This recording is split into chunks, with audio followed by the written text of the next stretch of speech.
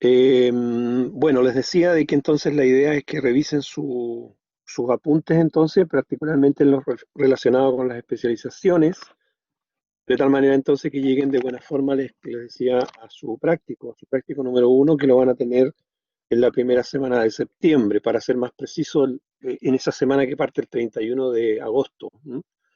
Así que les queda todavía un poquito de tiempo para que lo refuercen, revisen su materia de biología también.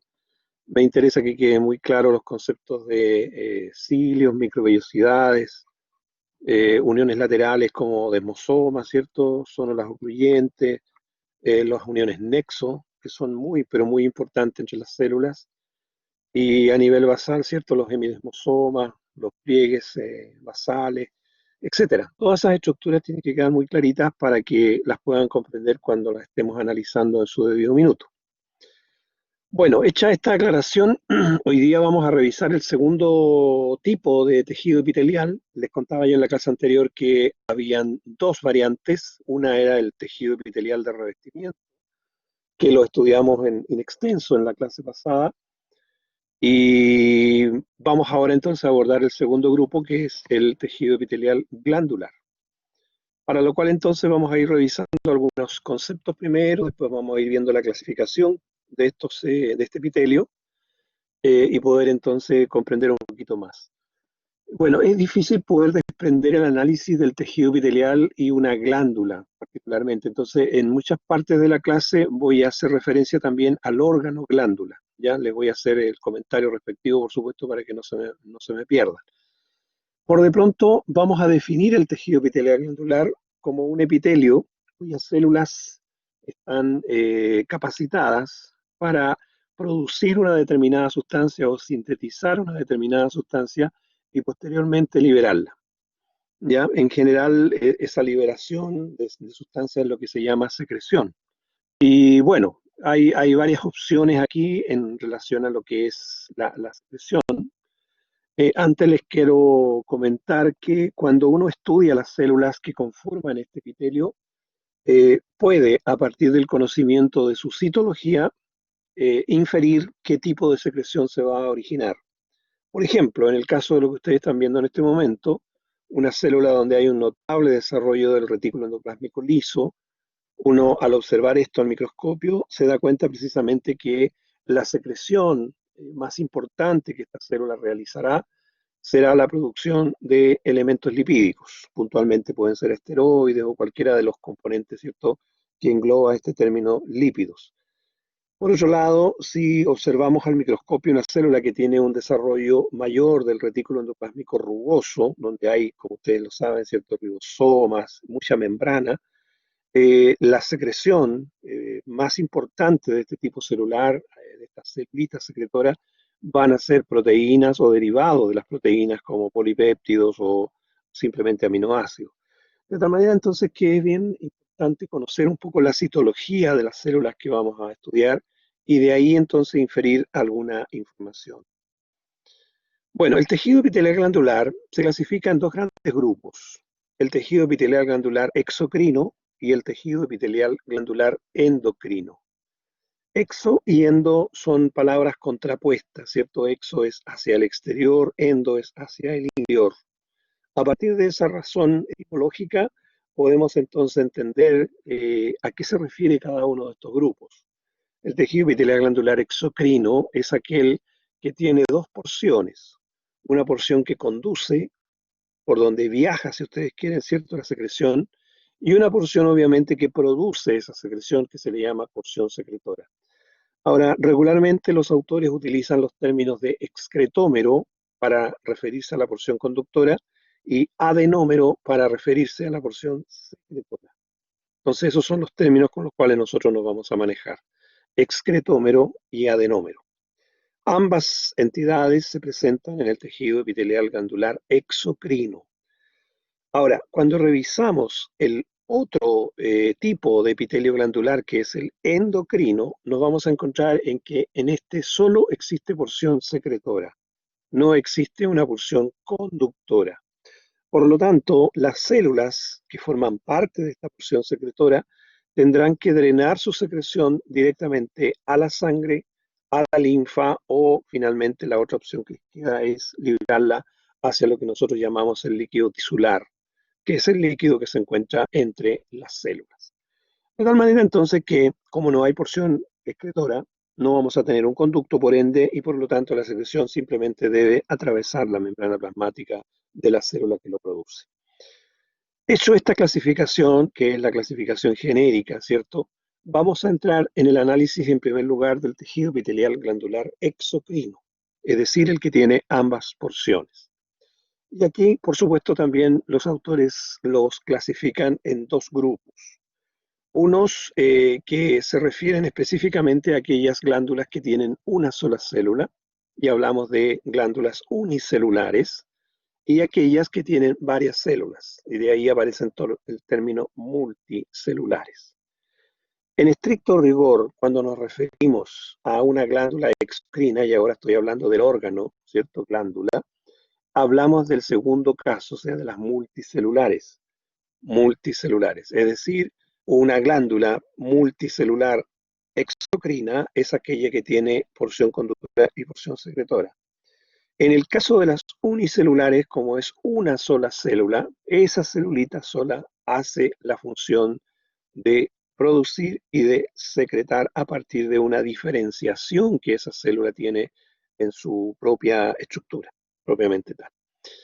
Y a propósito de eso, las primeras que vamos a estudiar van a ser precisamente estas que ya ustedes la han oído mencionar en las clases pasadas. Yo les hablé en la clase anterior, bien digo, de epitelios de revestimiento, sobre la célula caliciforme. La célula caliciforme es precisamente un tipo de célula glandular de tipo exocrino, porque tiene, ¿cierto?, en su constitución, en su forma, una zona especialmente diferenciada, que es la zona apical de la célula. La zona apical es la zona superficial, esta área que estoy indicando en este minuto, donde se ubican todos los gránulos o vesículas que van a englobar la secreción que va finalmente liberar a través de la zona apical de ella. De tal manera entonces que normalmente en este tipo de células se distinguen dos zonas. Una zona llamada teca, que corresponde al lugar del citoplasma donde están estos gránulos secretorios, y una región basal que se llama tallo, en donde se ubica el núcleo de la célula y los organoides propiamente tal. Llámese mitocondria, retículo endoplásmico, Golgi, etc. La forma de esta célula, como ustedes pueden darse cuenta, se asemeja bastante a una copa, y ahí entonces la razón de su nombre, caliciforme. La secreción de esta célula, que se puede, por ejemplo, encontrar, como también decíamos en la clase pasada, en un epitelio pseudoestratificado a nivel de la tráquea, el sistema respiratorio puntualmente, es una sustancia que se conoce como mucinógeno. El mucinógeno es un elemento tipo precursor. En bioquímica regular ese concepto se habla de un simógeno que se va a excindir por acción enzimática, se va a partir y va a dar origen entonces a una sustancia que se llama mucina. Mucina es precisamente lo que es liberado hacia el lumen, en este caso estamos viendo un trocito de la tráquea. Entonces la mucina es liberada hacia el exterior y se fusiona allí con agua. De tal manera entonces que al mezclarse ambas sustancias se transforma en un componente que se conoce con el nombre de mucus. ¿Ya?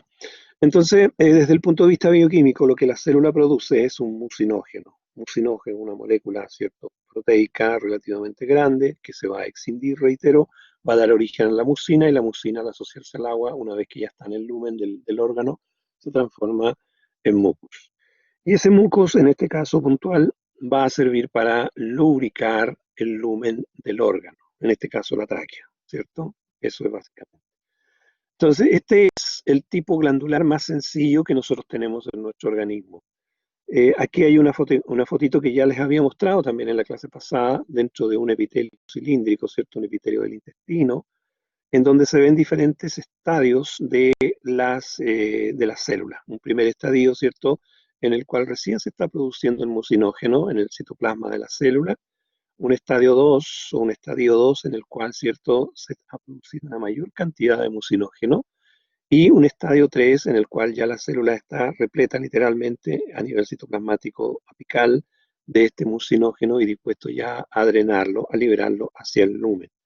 Ya, eso es bien característico, esta es una tinción muy específica que me permite teñir mucinógeno y que me permite a su vez ver los diferentes estadios en que se encuentra la célula. ¿Ya? Eso sería entonces una célula glandular, por decirlo así, de alguna manera, ¿verdad? Que está preparada para producir una secreción, que en este caso puede ser el mucinógeno. Si seguimos avanzando dentro de la complejidad de este tejido, nos vamos a encontrar con las llamadas glándulas intraepiteliales. Aquí ya estamos en presencia de glándulas multicelulares, que tenemos varios tipos celulares, o al menos varias células. Lo que ustedes están viendo aquí, a la derecha, voy a explicar primero el esquema, es una diferenciación de células epiteliales. Si ustedes se fijan, todas estas son células epiteliales, pero aquí se ha producido una diferenciación de algunas de ellas. Han adoptado una forma relativamente cilíndrica, pero a la vez se han imaginado y han dejado entonces un pequeño espacio alargado que haría las veces de una porción conductora, pero a la vez las células que lo conforman serían también secretoras. Esto es un caso que se da en un lugar de nuestro organismo, que es la uretra. Y el tipo de glándulas que tiene esta conformación que acabo de explicar son las glándulas de Littré, que fueron descritas precisamente por este señor, este investigador francés, hace ya bastante tiempo, y que corresponden a glándulas que están ubicadas en el espesor del epitelio. De ahí que también se conocen como glándulas intraepiteliales. Intraepiteliales. Intra por estar dentro del epitelio. Entonces, reitero, aquí hay una diferenciación de las células epiteliales para formar esta entidad que se pasa a denominar glándula de Littré. ¿Ya? Estas celulitas entonces hacen las veces de adenómero, es decir, de porción secretora, pero a la vez hacen la forma o la estructura excretora, es decir, la que va a liberar la secreción hacia el lumen. Esta secreción es característica para lubricar la uretra actualmente y se encuentra tanto en la uretra masculina como en la uretra femenina. En ambas uretras se va a encontrar esta glándula.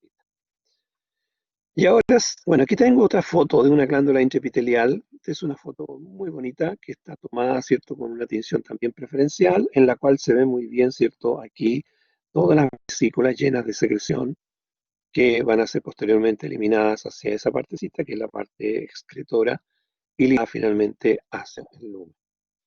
Esto que está aquí abajo es tejido conjuntivo, ya lo vamos a estudiar, ¿ya? El epitelio es solamente eso. Y lo que quiero hacer notar aquí es que esta glandulita está ubicada dentro del epitelio. Si ustedes se fijan, no irrumpe hacia el tejido subyacente. Está solamente en la región epitelial. Y ahí entonces la razón por qué se llama glándula intraepitelial también. Bien, ahora sí, las glándulas multicelulares propiamente tal son las que ustedes están viendo aquí en esta esquemita. ¿Ya? Son esquemas muy burdos, muy sencillos, pero que nos explican un poquito de cómo es la estructura de este tipo glandular. Primero vamos a encontrar una porción, ¿cierto?, secretora, serían estas dos ramitas que ustedes ven aquí, las cuales se fusionan, se dan cuenta acá, y forman una sola entidad que sería la porción conductora. Eso llevado a un esquema un poquitito más completo, ¿cierto?, más detallado, lo vemos a este lado, donde aquí están ya bien dibujaditas las células. Esas pelotitas pequeñas en el citoplasma son las vesículas de secreción. Esa estructura más alargada de la base es el núcleo de las células. Se fijan, cada una de ellas tiene su respectivo núcleo. Y, por supuesto, hay un lumen central dentro de las células adenoméricas, pero más hacia arriba hay una variación de las células. Se hacen diferentes, un poquito más cúbicas, ¿cierto? Y forman lo que se conoce entonces ya como un excretómero o porción conductora. Esta es una típica glándula exocrina. Ahora, ustedes deben pensar que por fuera del epitelio siempre va a existir una membrana basal, sobre la cual ya vamos a hablar en su minuto, y por supuesto que más hacia afuera vamos a tener que necesitar, para ya constituir una glándula, tejido conectivo, tejido conjuntivo, porque acuérdense que los epitelios son avasculares, no tienen vasos sanguíneos.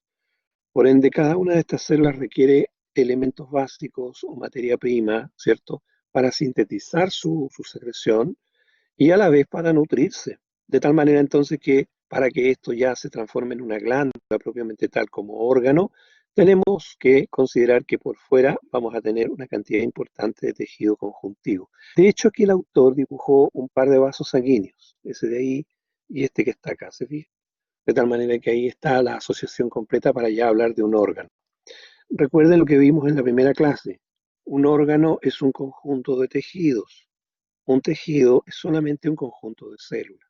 ¿Ya? Entonces, si hablamos de una glándula exocrina, en este caso, tenemos que tomar en cuenta el epitelio, ¿cierto? En este caso glandular, y también el conjuntivo que lo rodea. Si hablamos de tejido epitelial glandular, ahí hablamos solamente de células adenoméricas y células excretoméricas. ¿Ya? Eso tiene que quedar relativamente claro. Francisca me dice que ya, me decía si podía grabar, estamos grabando en este minuto. Pueden hacer consultas, chicos, no se preocupen, pueden apretar la manito abajo o simplemente escribirme para yo ir contestando sus dudas si las van teniendo. Bueno, vamos a clasificar entonces nuestras glandulitas. Ya, la diferencia entre una glándula y el tejido, ¿verdad, Alejandra? Ya, perfecto. La glándula es un órgano. Un órgano está constituido siempre por varios tejidos. Cuando hablamos, ¿cierto?, de una glándula en general, estamos hablando de lo que tú estás viendo en este minuto, que es la porción secretora y la porción excretora, y además el tejido que subyace, el que rodea, en este caso, la glándula. Por ende, entonces, como estamos hablando de tejido epitelial y estamos hablando de tejido conectivo, estamos hablando de dos tejidos. Y si tú quieres, le podríamos agregar un tercer tejido que sería el tejido sanguíneo, ¿verdad? Que está dentro de estos vasitos. Por eso hablamos de un órgano, ¿ya? Ahora, si quieres hablar solo de tejido epitelial glandular, tendrías que referirte exclusivamente a las células adenoméricas y a las células excretoméricas, porque el tejido es un conjunto de células solamente, ¿ya? Adenómero, Sofía, es solamente la porción secretora. ¿Ya? Para que sea una glándula, tú, en este caso una glándula exocrina, necesitamos tener las dos porciones, la adenomérica y la excretomérica. Si no, no hablamos de una glándula, ¿ya? Simplemente hablaríamos de un adenómero solito, digamos, o de un excretómero solito, sin entrar en el concepto de glándula propiamente tal, ¿ya? Perfecto, Sofía. Cualquier duda me las hacen, por favor. Bien, lo que le comentaba que ahora vamos a entrar en la clasificación de las glándulas según su excretómero. Ya acuñamos los conceptos de excretómero y adenómero, ¿cierto? Ya sabemos de qué se trata cada uno de ellos. Y a partir de eso entonces vamos a realizar la clasificación. Primero vamos a considerar el excretómero como eje de clasificación. Entonces vamos a decir que si una glándula exocrina tiene un solo conducto excretor, o un solo excretómero, como quieran llamarlo, las vamos a llamar glándulas exocrinas simples. Reitero, si tenemos una glándula exocrina que tiene solo un conducto excretor, la vamos a llamar glándula exocrina simple. A su vez, si esa glándula exocrina, ¿cierto?, tiene muchas ramas, tiene varios conductos, vamos a hablar de glándulas exocrinas compuestas, ¿ya? Compuestas. Bueno, veamos esto en la práctica acá en el esquemita, ¿ya? Por ejemplo, vamos a considerar este primer ejemplo que está aquí, que estoy indicando con la manito, donde el autor nos indica que la porción excretomérica la dibujó de color blanquecino y la porción adenomérica la pintó de oscuro. Aquí claramente nosotros tenemos, ¿cierto?, un solo excretómero, no hay otro. Por lo tanto, pasaría a ser una glándula de tipo simple, ¿ya? Desde el punto de vista del excretómero, no estamos considerando el adenómero, aquí solo el excretómero. Aquí, en el caso de este segundo ejemplo, nos podemos encontrar entonces con una glandulita que, según lo que el autor nos dijo, ¿verdad? Solo la zona clara es excretómero. Aquí también tenemos un solo excretómero. Por lo tanto, también estaríamos hablando de una glándula exocrina simple. En el tercer caso pasa lo mismo. También tenemos solamente un excretómero, que es solo en esa zona que está ahí, nada más. esto ya es adenómero, acuérdense, el oscuro es adenómero. Y en este caso pasa también lo mismo, a pesar de que el adenómero está aquí con varias estructuras que ya vamos a estudiar, tiene solamente un solo excretómero. Y ahí estamos hablando entonces también de una glándula exocrina simple. ¿Ya? En estos 4 casos, entonces, resumiendo, estaríamos hablando de una glándula exocrina simple. Ahora bien, en este caso de acá, el autor nos indica, es otro autor diferente al de acá, ¿cierto? Es otro libro. El autor nos indica que todas las zonas oscuras son excretómeros. Es decir, todo eso que ustedes están viendo ahí de color negro son excretómeros. Si ustedes se fijan, hay un excretómero central que se ramifica. ¿Se fijan? Ahí se ramifica en 3 partes. Y esas, cada una de ellas a su vez se vuelve a ramificar, ¿ya? Dejando solamente las áreas en rosado, así dice el autor, como adenómeros, ¿ya? Adenómeros. Por lo tanto, aquí estamos en presencia de un excretómero ramificado. Y desde esa perspectiva, entonces pasaría a ser una glándula exocrina compuesta. Entonces, todo radica en si el excretómero es uno solo o está ramificado. Eso es lo único que hay que tener en cuenta para esta clasificación, porque existe otra clasificación que toma en cuenta los adenómeros. Reitero, en el caso anterior veíamos solo los excretómeros. Ahora vamos a considerar los adenómeros para clasificarlas. Y aquí, al mirar solo los adenómeros, nos encontramos con 3 variantes. 3 variantes. Vamos a ver la primera. Si ustedes se fijan, este es un trozo del adenómero donde tenemos literalmente un tubo. Las células se distribuyen de tal manera que se forma un tubito, igual que estos tubitos de vidrio, ¿verdad? Por lo tanto, entonces, aquí estamos en presencia de una glándula, ¿cierto? Desde el punto de vista de su adenómero, de tipo tubular. Tubular. En este otro caso, estamos viendo, ¿cierto?, una variación de la morfología de las células adenoméricas. Si ustedes se fijan, estas células, ¿cierto?, tienen una forma un poquito más triangular, ¿cierto? Y estas eran más cilíndricas. ¿Se fijan? Son un poquito más piramidales, si ustedes quieren. Pero el lumen se mantiene igual en una forma alargada, ¿ya?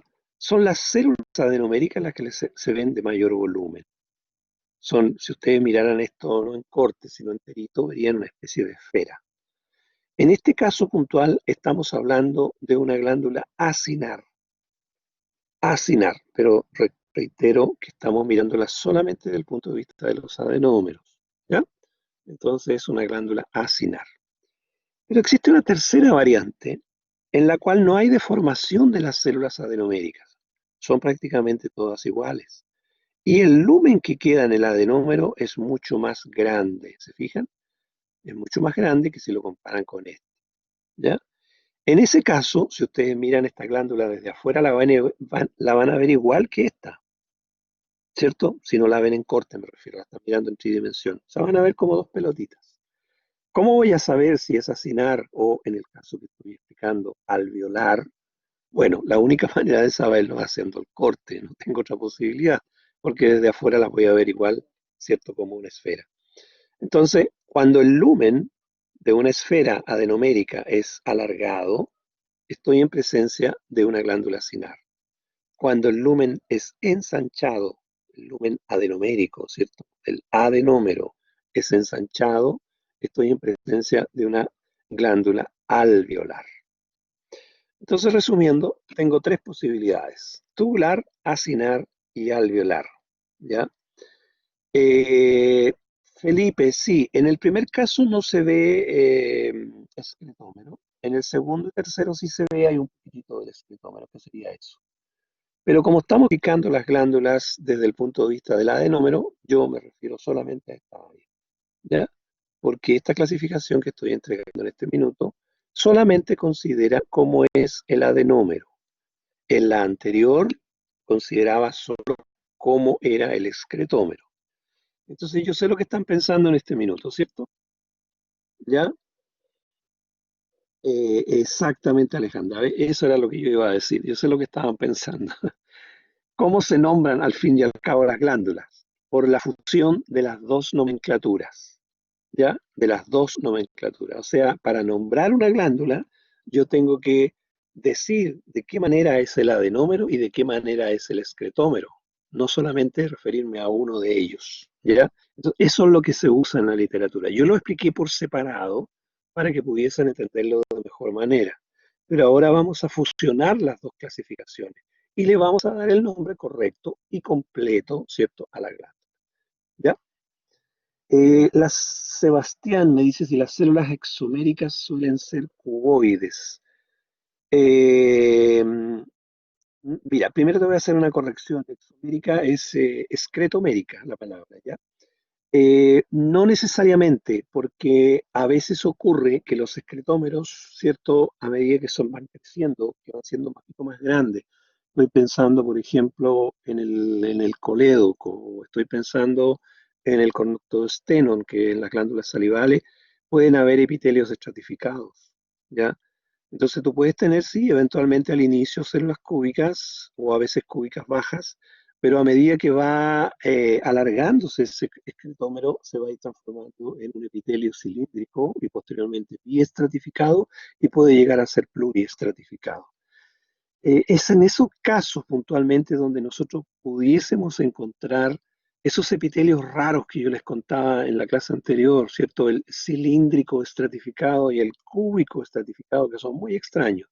Si ustedes se fijan en los ejemplos que di en esa ocasión, les hablé de conducto de glándulas, ¿ya? Para que vayan asociando un poquito la información.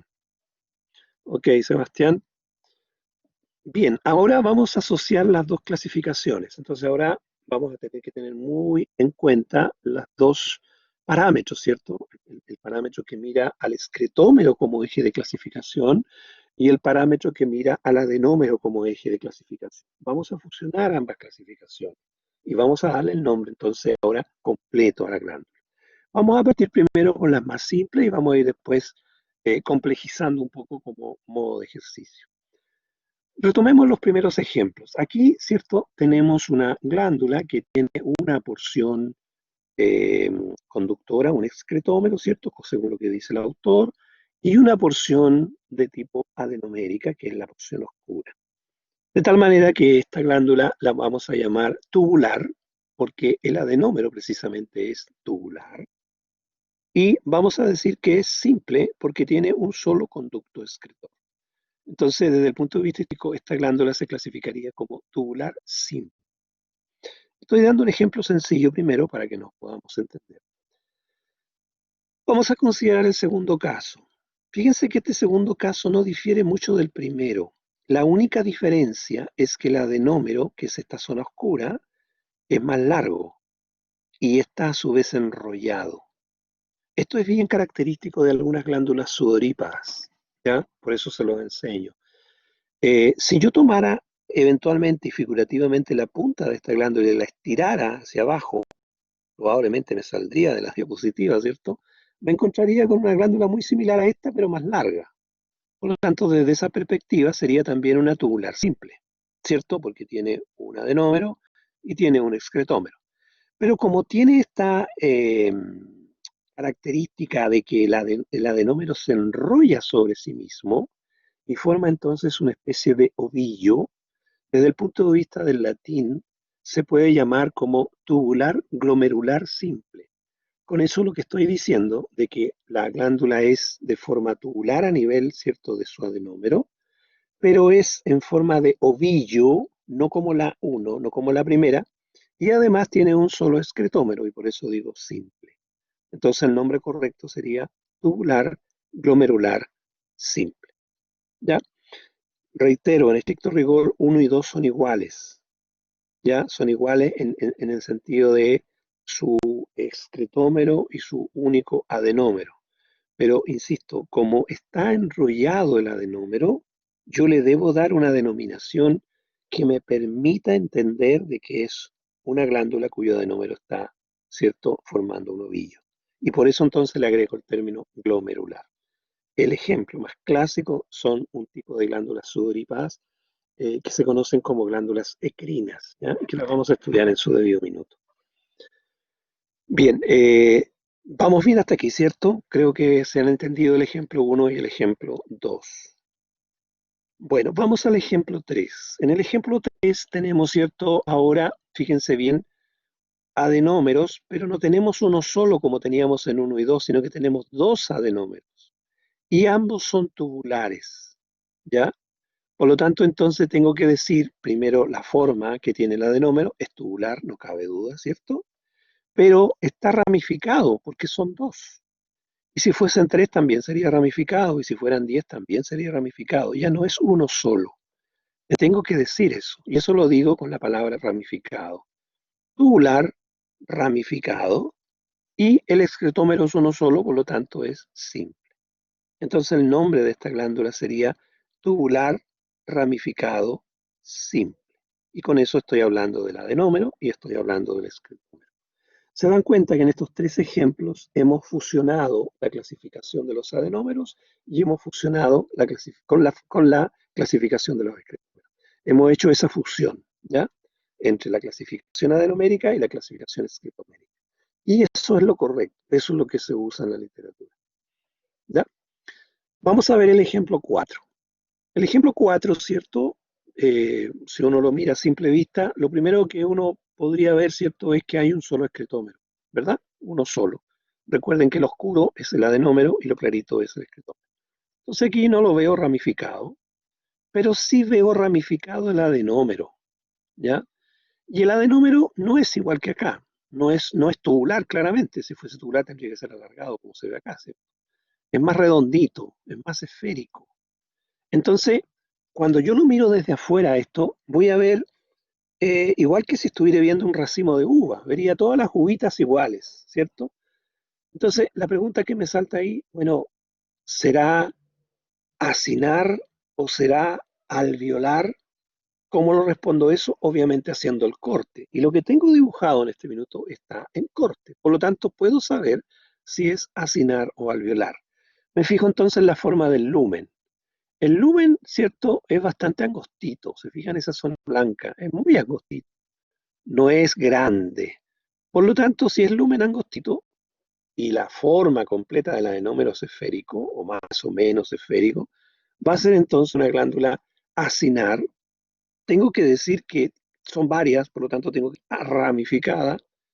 Y bueno, el excretómero es uno solo, por lo tanto pasa a ser simple. Por lo tanto, la estructura 4 va a ser acinar ramificada simple. Y con eso estoy diciendo perfectamente y describiendo la histología, ¿cierto?, de esta glándula. No sé si queda relativamente claro. Esto hay que ejercitarlo un poquito, ¿ya? Una vez que uno lo logra entender, lo logra asimilar y por lo tanto lo aprende. Si tienen alguna duda, alguna pregunta, más o menos. Dime qué es lo que te quedó en duda. Ya, no logras ver que se vea estrecho el adenómero, ¿cierto? Ya. Ya, dijimos ya que era acinar. Veamos la diferencia, Anthony. Repasemos esta parte. Cuando tú tienes un adenómero, ¿cierto? Esférico, ¿cierto? Como este o como este otro, porque este también es esférico, tú debes fijarte en cómo es el lumen de esa región adenomérica. El lumen es el espacio, ¿cierto? Entonces, cuando yo hago el corte en este caso y veo que el lumen es estrecho, es alargadito, ¿te fijas? A diferencia de este otro que es ancho, grande. Entonces yo puedo decir, en este caso tengo acinar y en este otro caso, que es más anchito, yo tengo alveolar. Entonces, volviendo a lo que estábamos revisando recién, ¿te fijas? Aquí el lumen, que es la blanquita, ¿cierto? Que está por dentro de la región negra, ¿cierto? Lo negro serían las células adenoméricas, ¿verdad? Ese es el lumen de la región adenomérica. Si tú te fijas, es muy finita. ¿Te fijas? Es muy finita. Por lo tanto, eso concuerda con esta estructura y no con esta. Por lo tanto, es acinar. ¿Ya? De esta manera, entonces, uno lo clasifica como acinar. Acinar ramificado, porque hay varios, hay uno, dos, tres, cuatro, cinco así. ¿Ya? Si fuese uno, ¿cierto? Ahí no tendríamos por dónde perdernos, sería simple y nada más. ¿Ya? Si fuese alveolar, lo pintado en negro sería más angosto. Exactamente. Sería más angosto porque la zona blanquita sería más ancha, más amplia, ¿cierto? Fíjate acá. ¿Te fijas? Ese sería el lumen adenomérico. Fíjate que es muy amplio, muy grande, y por supuesto la zona de las células adenoméricas es más angostita. Y aquí incluso tú puedes decir que las células son prácticamente todas iguales. Aquí, ¿cierto? También son iguales, pero son medias piramidales, ¿te fijas? Acá son cúbicas. ¿Te das cuenta? Ahí hay algunas pequeñas diferencias que uno va después distinguiendo. Bien, vamos a hacer un último ejercicio, chicos, para que quede esto bien asentadito y no se pierdan. Van a hacer algunos también en práctico. A ver, póngame un poquito de atención. Vamos a considerar esta línea de segmento que está aquí, que estoy indicando con el dedo. ¿Se fijan? Ahí hay una línea de segmento, ¿la ven? Esa línea. Entonces vamos a clasificar la glándula que está de la línea de segmento hacia vuestra izquierda, hacia acá. Esta glandulita que está aquí. ¿Ya? Solamente eso. No vamos a considerar lo que está al lado derecho, solamente al lado izquierdo. ¿Ya? Aquí tenemos entonces una línea de segmento que nos divide la glándula. Vamos a considerar solamente el lado izquierdo. Entonces, vamos razonando, vamos pensando, ¿ya? ¿Qué tenemos aquí? ¿Ya? Si ustedes se fijan, ¿ya? En algunas porciones de los adenómeros se ven estas estructuras medias esféricas. ¿Se fijan? Ahí. ¿Se dan cuenta? Pero aquí tengo una porción alargada, o sea, es media tubular. ¿Se fijan? Y acá tengo otra, miren, esa que estoy marcando. Entonces aquí tengo dos formas en el adenómero. Tengo la forma acinar y la forma tubular. ¿Se pueden dar las dos? Claro que sí, sí, se pueden dar las dos. ¿Ya? Se puede dar. Entonces, como tenemos que nombrarla, debemos mencionar los dos términos. Túbulo, acinar. ¿Ya? Túbulo, acinar. Se puede usar al revés también, pero normalmente los autores nombran los túbulos primero. No hay una razón específica por eso, sino que simplemente se nombran así, túbulo, acinar. Pero si ustedes la escriben al revés, no importa. Túbulo, acinar. ¿Por qué? Reitero, si alguien no lo entendió, porque tengo adenómeros en forma de tubo, como S o como S. Basta con que haya uno, ¿eh? Uno solo. Generalmente no muchos sean, pero les digo que si hay uno solo ya hay que nombrarlo, no pueden dejar de lado, ¿ya? Y los otros son acinares porque sus lúmenes son angostitos, ¿se fijan? Son esféricos, pero sus lúmenes adenoméricos son angostitos. De tal manera entonces que estamos en presencia de una túbulo acinar. Pero está ramificada, ¿se fijan? Hay hartos adenómeros, pero también está ramificado el escretómero, miren. ¿Se fijan? Ahí también está ramificado y acá igual, ¿se fijan? Acá también, etcétera, etcétera. O sea, están ramificados los adenómeros y están ramificados los secretómeros. Entonces, aquí, como ambos están ramificados, basta colocar una sola vez la palabra compuesta. Entonces, cuando yo digo túbulo acinar, estoy diciendo que mis adenómeros son algunos tubulares, otros acinares, y como escribí una sola vez la palabra compuesta, estoy diciendo que tanto adenómeros como excretómeros están ramificados. Entonces el nombre será túbulo acinar compuesto. No sé si se entendió. Sigamos viendo otro ejemplo. Ahora vamos a tomar de la línea de segmentos hacia la derecha, hacia acá. ¿Ya? Entonces, fijémonos, por ejemplo, en el escretómero primero. Uno puede mirar el escretómero o el adenómero primero, da lo mismo, ¿ya? Aquí fíjense que el escretómero también está ramificado, ¿se fijan? Se ramifica, por aquí hay otra ramificación, miren esta de aquí, esta se ramifica, sigue para allá. O sea, tengo un escretómero también ramificado, ¿ya? Exactamente, Antonieta, es redundante, a menos que en un caso sea ramificado y en el otro simple. ¿Ya? Ahí tendrías que nombrar los dos, pero ramificado compuesto es totalmente redundante. Entonces, sigamos en el análisis de acá. Si ustedes se fijan, entonces tenemos ramificado el escletómero. Veamos los adenómeros. Claramente los adenómeros son tubulares, ¿se fijan? Son todos alargados. Miren, muy alargaditos. O sea, se parecen a este que está aquí. ¿Se fijan? Entonces será tubular compuesta. Tubular porque los adenómeros son todos tubulares y compuesta porque son una sola vez escritos, porque tanto los escritómeros como los adenómeros están ramificados. ¿Se dan cuenta? Anoto una sola vez la palabra compuesta. Ya no se escribe tubular compuesto compuesto o tubular compuesto ramificado. No, simplemente se dice tubular compuesto. Y uno subentiende que tanto el adenómero como los escritómeros están ramificados. ¿Ya? Ya, este es el último ejemplo que vamos a ver, chicos. Y si fuera uno simple y otro ramificado, bueno, ahí tendrías que nombrarlo, lógico. Si uno es simple, tendrías que ponerle tubular simple, ¿cierto? Y después tendrías que escribir compuesto, cuando te refieras al escritómero, ¿ya? Si uno es ramificado y el otro no, eso tiene que ir en el nombre, ¿ya? No pueden saltarse eso. Tienen que decir cómo son los dos. Si los dos son distintos, hay que nombrarlo. Si los dos son iguales, se nombra una sola vez. Bueno, veamos el último caso. Este es el último ejemplo que tengo. Aquí no tenemos una línea divisoria, así que consideremos la glándula completa. Aquí claramente el escritómero está ramificado, ¿se fijan? Miren, no hay necesidad de dar mayor explicaciones. Fijémonos ahora en los escritómeros, perdón, en los adenómeros, ya el escritómero lo vi.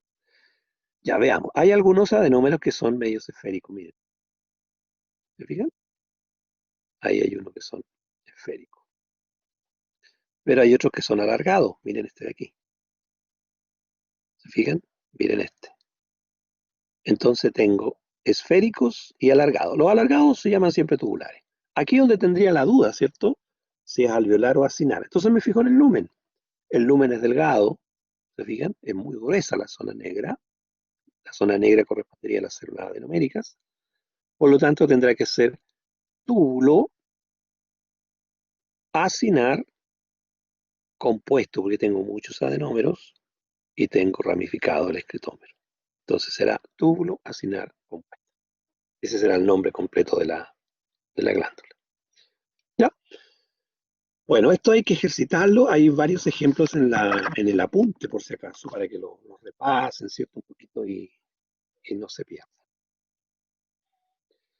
Bien, ahora les quiero comentar algo sobre cómo es o cómo se clasifican estas glándulas según el tipo de secreción. Aquí me voy a centrar específicamente en la región adenomérica, ¿cierto? Porque la región adenomérica es la que produce, la que sintetiza la secreción y posteriormente, ¿cierto?, la elimina su lumen y después se va al excretómero. Entonces aquí vamos a considerar, para que no se me pierdan, solamente las células adenoméricas. Solamente las células adenoméricas. Así que, ¿cómo se comportan estas células adenoméricas cuando eliminan su secreción? Entonces aquí hay tres variantes.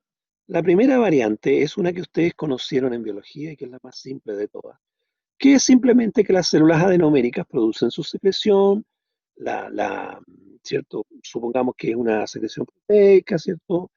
Se guarda en el Golgi forma esa vesículas con microvesiculización, estas vesículas migran hacia la membrana y se produce una exocitosis, se libera la secreción hacia afuera. Ahí va, ¿se fijan? Esa secreción se llama secreción merócrina, ¿ya? Es la típica clasificación, la secreción que ustedes vieron en biología. Pero existe otra forma de comportarse para secretar estas células. La otra manera, la otra alternativa, es la secreción apócrina. Esta es bien particular porque aquí se concentra la secreción en la región apical de la célula y se produce un estrangulamiento de toda la región apical de la célula. Y toda esa región apical es liberada hacia el lumen adenomérico y posteriormente hacia el excretómero. Sale el trozo completo de la región apical de la célula. Por eso es que uno siempre se acuerda de esta clasificación porque empieza con AP, de apical, ¿cierto? Apócrino. La región apical sale enterita, con la secreción en su interior, rodeada por su membranita plasmática, ¿cierto?, hacia afuera. Esa es una secreción apócrina. La última es la secreción holócrina. Holo viene del latín y significa todo, todo, ¿ya? ¿Qué significa eso en la práctica acá en el esquema? Significa que toda la célula produce la secreción y posteriormente la misma célula sufre apoptosis, se libera entera ella misma, pierde su núcleo con su secreción y sale enterita para afuera. Muerta, por supuesto, ¿cierto? Entonces quedan espacios aquí en esta región y esos espacios deben ser cubiertos por las mismas células que quedaron, que se dividen y van completando entonces todos los espacios que van quedando. Esa secreción es holócrina. Holo, insisto, significa todo. Es toda la célula la que se libera. ¿Ya? Entonces, resumiendo, hay tres formas en las cuales las células adenoméricas van a eliminar su secreción. Secreción merocrina, en donde simplemente eliminan vesículas con su contenido interior. Apócrina, en la cual se libera la región apical de cada una de las celulitas. Y holocrina, que es donde se libera la célula completa, con su secreción y sus organoides, los cuales degeneran, por supuesto, se rompe la membrana en el lumen y se libera la secreción finalmente. ¿Ya? Esos tres casos están en nuestro organismo, así que las vamos a ir viendo en su debido minuto.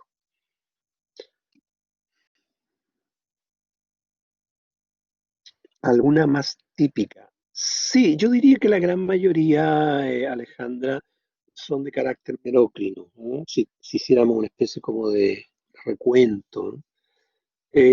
Apócrino, por ejemplo, se da en algunas glándulas sudoríparas y precisamente ahí se llaman glándulas apócrinas. Y holócrina se da en las glándulas sebáceas, ¿ya? Las glándulas que producen el sebo. El sebo, ¿cierto? Es una sustancia que se elimina en los folículos pilosos para ir lubricando el pelo, ¿ya? Eso se llama sebo. Ese es típico holócrino. Las glándulas mamarias, Marcelo, no, las glándulas mamarias tienen una secreción variada, ¿ya? Depende del momento en que se encuentren. Eh, por ejemplo, en algunos momentos tienen secreción apócrina y va a depender también de lo que estén eliminando, si es de tipo proteico, es de tipo carbohidratado, ¿ya? O grasa. Eso depende mucho de la secreción que vaya a eliminar la glándula mamaria.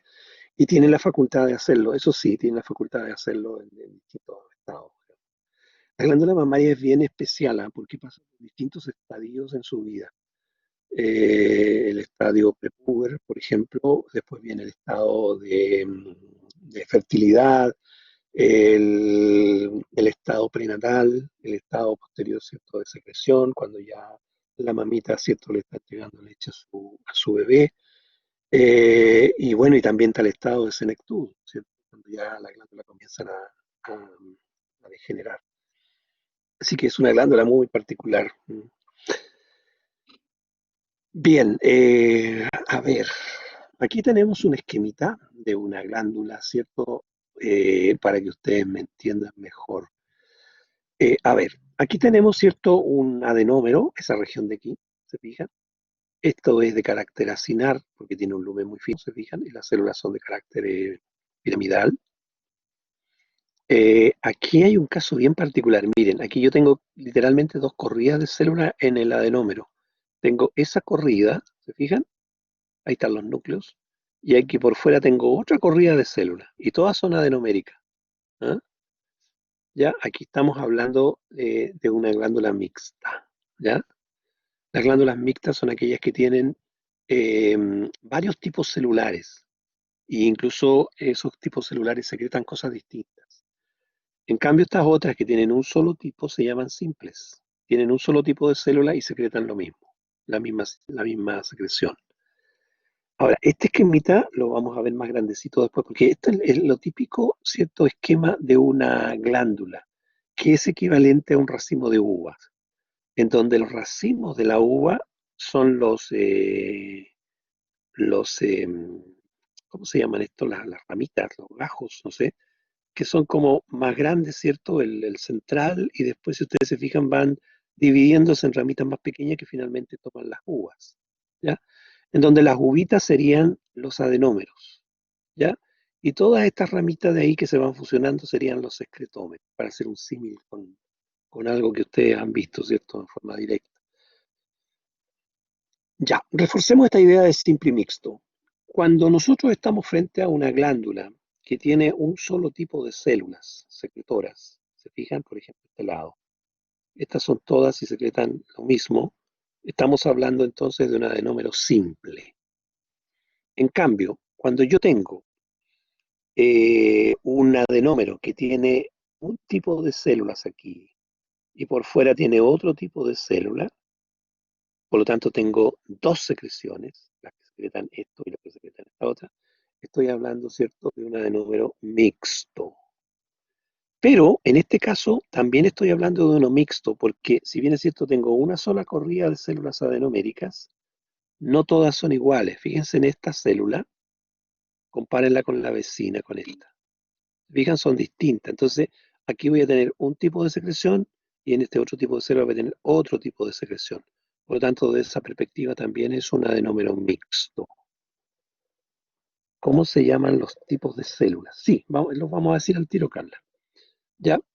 Entonces, lo que me interesa en este minuto es que ustedes distingan bien lo que es un adenómero simple, donde todas las células son iguales, y un adenómero mixto, donde todas las células son distintas. ¿Ya? Son diferentes. Aquí yo tengo células de núcleo grande y células de núcleo chico. Aquí tengo una corrida por dentro y una corrida por fuera y las células son diferentes. Por lo tanto, este es mixto y este otro también es mixto. Ahora bien, eso es desde el punto de vista de la morfología. Vamos ahora a verlo desde el punto de vista de la función. ¿Pueden haber más de tipos? Sí, Alejandra, pueden haber más. Por ejemplo, la glándula gástrica, las glándulas del estómago, tienen alrededor de 6 a 7 tipos celulares. ¿Ya? Eso sí puede ser. En el caso que tenemos acá en el esquemita, tenemos un ejemplo que está tomado de las glándulas salivales, es decir, las que producen la saliva. ¿Ya? A ver, veamos este caso. Aquí tengo yo entonces unas celulitas grandes, grandes, grandes. Estoy hablando desde el punto de vista funcional, ¿ya? Unas células muy grandecitas, un poco transparentes, si ustedes quieren. Esas células reciben el nombre de células mucosas. Por lo tanto, esa región es mucosa, esa región de aquí. Pero por fuera tengo unas células más alargaditas, más oscuras, de núcleos un poquitito más centrales. Y aquí estoy hablando entonces de células serosas. Reitero, estoy dando el ejemplo de las glándulas salivales. ¿Ya? Estoy tomando como prototipo, como ejemplo, las glándulas salivales. En este otro caso, que también es mixto, ¿cierto? Tengo células más o menos grandes, prominentes, transparentes, si ustedes quieren, de núcleos relativamente pequeños, basales, y aquí también estoy en presencia de células mucosas. Si ustedes comparan una de estas células con esta de acá, se van a dar cuenta que son iguales. ¿Se fijan? Son mucosas. ¿Ya? En cambio, estas otras de acá, de núcleo grande, redondo, ¿ya? Son células de tipo seroso.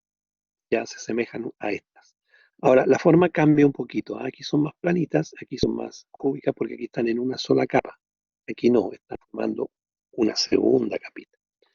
Y aquí, que es una de número simple, todas las células son iguales y son todas similares a estas de aquí. Y estas ya les dije que se llaman mucosas. Por lo tanto, toda esta sería mucosa y por lo tanto el adenómero se llama adenómero mucoso desde el punto de vista funcional.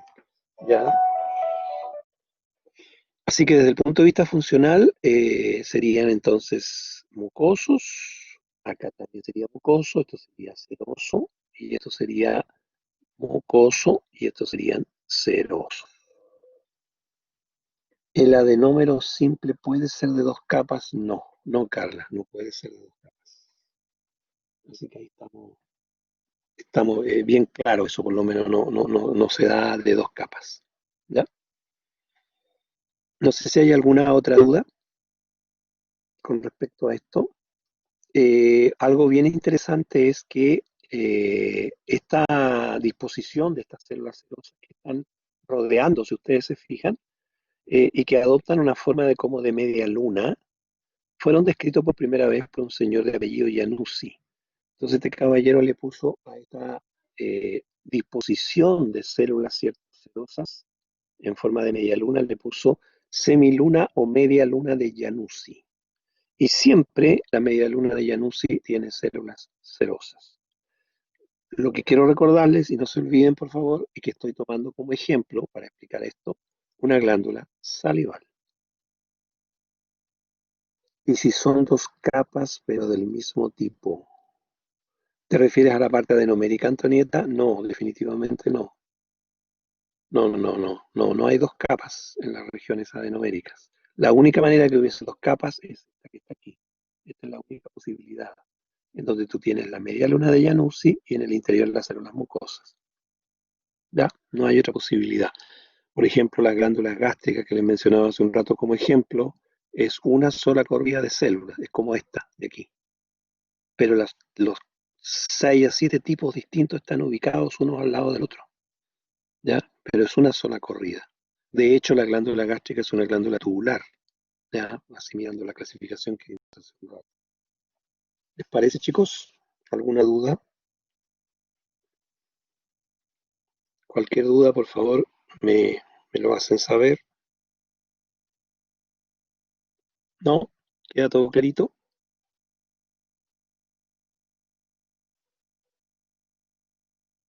Parece que está todo bien. Todo claro. Perfecto, Alejandra. Vamos a ver entonces ahora eh, las glándulas de secreción mixta. Precisamente en el ejemplo que les daba recién de la secreción salival, que es el mejor ejemplo para explicar esto, ¿eh? Los otros ejemplos que pudiese haberles dado complican mucho y no se entiende muy bien. Así que preferí explicárselo desde el punto de vista de las glándulas salivales. Ahora bien, aquí se habla de secreción serosa y que se habla de secreción mucosa. La secreción serosa, como dice ahí, está dada por células que tienen un núcleo central, ya redondo u oval, puede ser redondito, esférico o alargado, y los gránulos generalmente se tiñen intensamente. Y eso hace entonces que con colorantes convencionales estas células se vean de citoplasma un poquito más oscuro, ya más teñido si ustedes quieren. Ahora, la secreción en sí son proteínas que no tienen glúcidos, ¿ya? O que tienen muy poquitos glúcidos asociados. Están generalmente en las glándulas parótidas, donde hay mucha, de hecho hay solamente en las parótidas adenómeros de tipo seroso. También en el páncreas y en parte de las glándulas submaxilares, no en todas las glándulas submaxilares. Fíjese que en contraste, la secreción mucosa, las células que la producen son de núcleo basal, ¿ya? Son aplanados, ¿cierto? A lo sumo oval, nunca esférico, ¿ya? Y los gránulos no se tiñen con colorantes convencionales, por eso que las células, cuando uno las mira, y vamos a ver algunos cortes, se ven de color transparente, translúcido, ¿ya? Y helinos, muy diáfanos.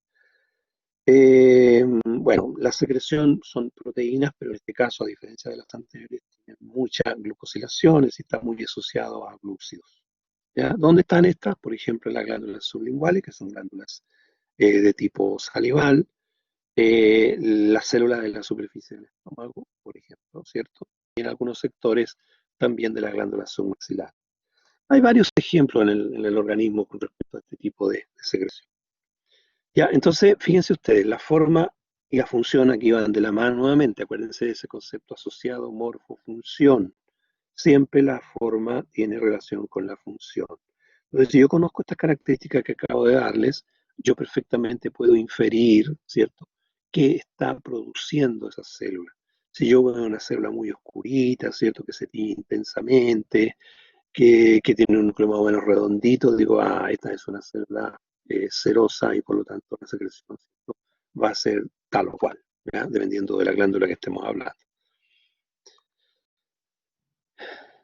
Bien, aquí tenemos, ¿cierto?, un resumen de lo que acabo de comentarles. Tenemos aquí un corte de un acino de tipo seroso, ¿ya? Generalmente los núcleos, como decía, son más o menos redonditos. Este es un esquema, por si acaso, no es una foto. ¿Ah? Si ustedes se fijan, ahí está, se ve un pequeño lumen chiquitito de la región, ¿cierto?, adenomérica. En este otro caso tengo una mixta, ¿se fijan? Porque tengo la media luna de Januzzi, siempre la media luna es serosa, y hacia acá tengo las células mucosas que tienen núcleos basales, y el citoplasma más clarito. Ahí está el lumen, ¿cierto?, del adenómero. Y acá tengo solo mucoso. ¿Se fijan? Los núcleos basales, citoplasma más translúcido.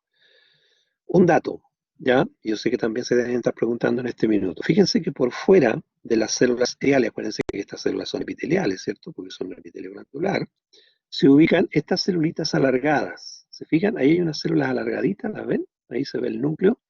Es como si dijéramos como una especie de epitelio plano simple, pero no se dejen engañar, no es un epitelio plano simple. Son unas células especiales, muy diferenciadas, que se llaman, como bien dice Marcelo, células mioepiteliales. Estas células mioepiteliales tienen todos sus organoides, tienen un núcleo plano, todo lo que ustedes seguramente saben de una célula común y silvestre, ¿cierto? Pero además tienen una mayor cantidad de microfilamentos de actina. ¿Qué significa eso? Significa que esos microfilamentos de actina van a poder contraerse un poquito. Y al contraerse un poquito, estas células van a apretar, en el buen sentido de la palabra, las células adenoméricas. Y les van a ayudar entonces las células adenoméricas a que liberen su secreción hacia el lumen. ¿Ya? Entonces el juego que hacen estas células es muy importante, las células mioepiteliales. ¿Ya? Se contraen un poquitito, apretan estas celulitas y estas a su vez liberan su secreción. Lo que sí hay que tener claro que las células mioepiteliales no son células musculares, ya se asemejan, pero no son equivalentes a células musculares, porque si fuesen así simplemente diríamos aquí células musculares, ¿ya? Tienen una cantidad mayor de microfilamentos de actina, pero nunca tanto como tiene una célula muscular, ¿ya? Eso por favor. Sí, cuando hablo de colorantes convencionales, Jonathan, me refiero a hematoxilina eosina, ¿ya? Sebastián, no. Ahí las células caliciformes simplemente se habla de células secretoras de mucus, ¿ya? No están dentro de la clasificación de celulosa y mucosa, o al menos los autores no la usan como tal, ¿ya? Generalmente se habla de una célula caliciforme y la secreción de mucus. Ahora, quiero dejar una cosita que me menciona Sebastián, esto de celoso y mucoso. Quiero dejar una cosita súper clara. Cuando yo hablo de mucus, ¿ya? Por favor, no piensen que la secreción de mucosa de esta célula, que es adherida a una glándula salival, es equivalente al mucus que libera la célula caliciforme, ¿ya? Se pueden parecer, se pueden incluso tener los mismos componentes, pero las concentraciones de esos componentes son distintas. Por lo tanto, si ustedes hacen un análisis bioquímico del mucus, de una célula productora de mucus A, y lo comparan con una célula productora de mucus B, cualquiera sean estas, A o B, se van a encontrar que hay diferencias, ¿ya? No quiere decir de que todos los mucus que se secretan en nuestro cuerpo son idénticos, no. Estamos hablando de una estructura dinámica, estamos hablando de nuestro cuerpo, estamos hablando de una entidad viva. Por lo tanto, ¿cierto? Tenemos que tener bien amplio ese concepto de que los componentes no necesariamente son todos iguales. Quería hacer esa salvedad para que no haya confusión. Nosotros, por supuesto, como este es un curso genérico, hablamos de mucus en genérico, y hablamos de mucus aquí, mucus allá, pero tengan presente de que estamos hablando de diferentes tipos de mucus. Bien, aquí tenemos algunas fotos que vamos a ver ahora para poder entender lo que acabo de explicar. Si ustedes se fijan, aquí tenemos una fotito muy bonita con una dirección bien particular, donde podemos ver aquí, por ejemplo, un acino seroso. Esto que estoy delimitando es un acino seroso. ¿Y por qué lo digo tan categóricamente que es ceroso? Porque, bueno, sus núcleos son redonditos, ¿se fijan? Y el citoplasma se tiñe intensamente. Entonces, todas sus células son cerosas, por lo tanto, el acino es ceroso. ¿Ya? Miren este de aquí. Fijan, este es un acino donde tengo una porción por fuera que es ceroso, acá también, y al centro tengo una porción mucosa. Los núcleos, ¿cierto?, están más en la base y algunos ni siquiera se ven, y el citoplasma, miren cómo es de transparente. Entonces aquí estoy en presencia de un acino mixto, ¿ya? En este caso estoy hablando de la glándula sublingual que ya se conoce, que se sabe que es túbulo acinar. Miren este otro, este que está aquí. ¿Se fijan? Aquí yo tengo prácticamente todo el acino es mucoso. Núcleos basales, citoplasma translúcido. Ahí se ve un pedacito, el lumen del adenómero. ¿Ya? Por lo tanto, tengo un acino mucoso. ¿Ya? Eh, la verdad que es difícil hablar de luz del conducto, Sebastián. Aquí estamos, en este corte aparentemente se ven solo adenómeros. ¿Ya? Entonces tendría que ser un corte muy por arriba, muy en la parte casi límite entre el adenómero y el excretómero para poder ver algo del excretómero. Regularmente cuando nosotros vemos adenómeros vemos lúmenes de adenómero solamente. Por ejemplo, en este, se fija, ahí está el lumen del adenómero, ese pedacito, que contrasta un poquito, ¿cierto?, en la tonalidad con el citoplasma de las células que están acá. Este es más celestito, este es más blanquito. ¿Ya? Siempre se reconoce que este tipo de célula es por los núcleos. Exactamente, Alejandra.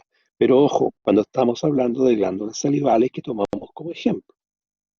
¿Ya? Así que ese siempre, por favor, trata de eliminarlo. ¿Ya?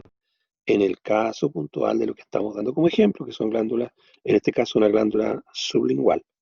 Ya no lo extrapoles a otros tipos, porque vamos a ver otras glándulas después en donde no están así. ¿Ya? Generalmente la literatura, cuando aborda este tema, te lo van a ver en los libros que les di, lo abordan considerando el mejor ejemplo clásico que son las glándulas salivales. Aquí tienen una foto muy linda de adenómeros mucosos, en este caso acinos, y aquí tengo acinos serosos. Mírenlo por favor y no sé si logran percatar al mirar esta foto que aquí hay también celulitas, pero tienen un leve tono más anaranjado que estas de acá. ¿Se fijan? Esas de ahí. Y lo mismo sucede acá. ¿Se fijan? Las células son más geométricas. Por lo tanto, en este caso, esto por supuesto uno lo va aprendiendo con el tiempo, ¿ya? Estos son excretómeros. ¿Se fijan? Este excretómero. Y este también. No estos. Estos son adenómeros. Claramente adenómeros. Y esas líneas que ustedes ven entre medio son fibras, que ya las vamos a estudiar. Miren cómo se ven los citoplasmas. Miren este adenómero. ¿Se fijan? Este es mucoso, ¿cierto? No hay por dónde perderse. Se nota la diferencia del lumen, sí, el lumen también de los excretómeros, sí. En algunos casos va a depender del corte también, Marcelo. Sí, si el corte pasa justo por el medio, se puede ver aquí, por ejemplo, el lumen del conducto no se ve muy bien, ¿ya? Con respecto a los lúmenes adenoméricos, sí, ahí, por ejemplo, se ve un lumen adenomérico ese.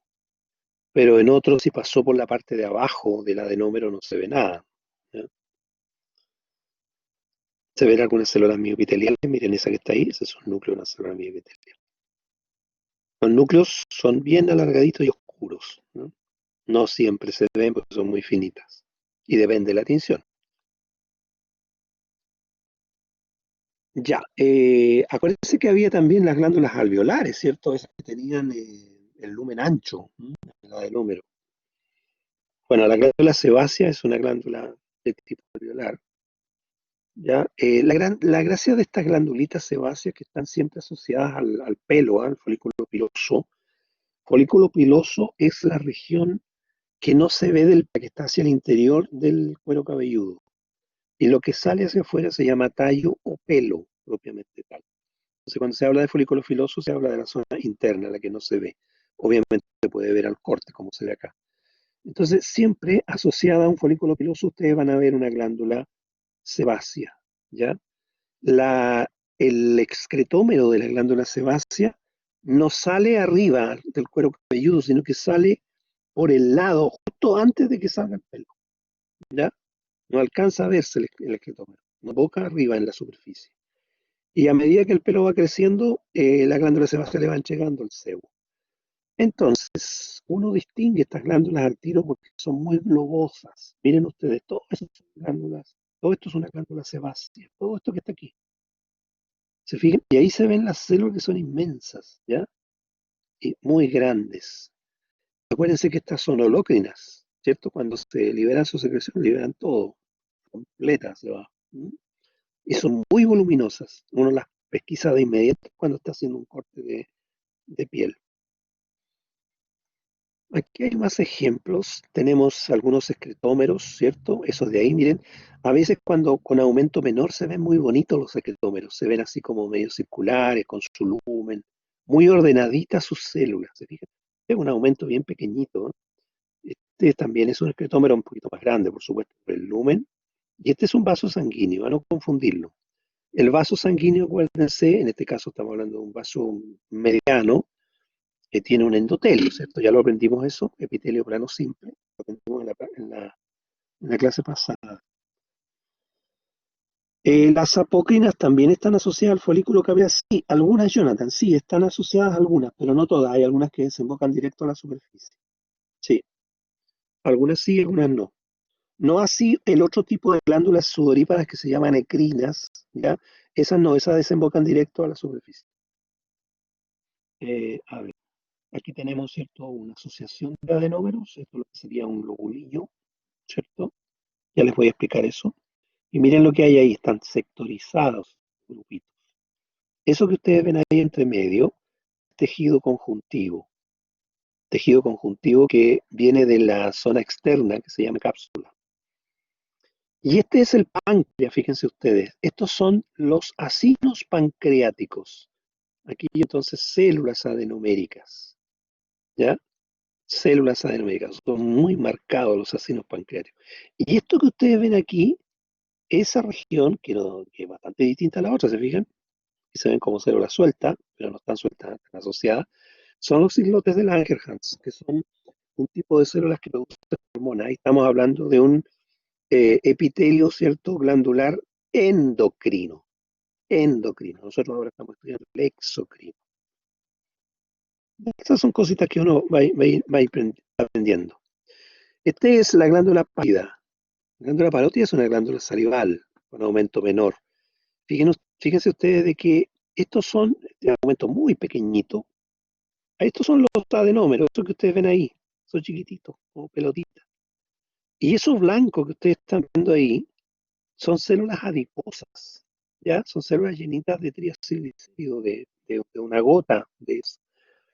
¿Ya? La glándula parótida se caracteriza porque entre medio de sus adenómeros tienen mucho células adiposas. Y esas estructuras medias alargadas que ustedes ven así, ¿se fijan? Esas de ahí, eso es tejido conjuntivo, que ya lo vamos a estudiar.